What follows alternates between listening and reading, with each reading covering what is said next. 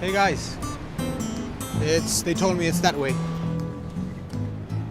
Oh, looks closed, so maybe we can go over there. Sorry, excuse me, where we can take something to eat, please? Recto y a la izquierda. Damn, it's closed again. So, what do you want to do now?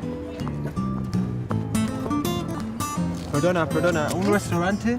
Uy, pues está complicado, ¿eh? Porque aquí hay restaurantes muy chulos, pero que están todos cerrados. Porque venís en medio de una huelga. ¿Huelga? Sí, una huelga de bares y restaurantes. Porque les recortan los horarios, les quitan las mesas de las terrazas, en fin, que ya no sabe uno qué hacer. Pero bueno, espero que volváis, ¿eh? Porque esta ciudad es maravillosa para comer, para beber, para ligar. Gracias. Venga, come again, ¿eh?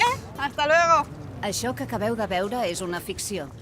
Els restauradors només volem treballar i donar vida a la ciutat. Però els darrers 4 anys han estat molt durs per al sector. El proper 26 de maig demanem compromís amb la restauració. Aixequem persianes. Aixequem Barcelona.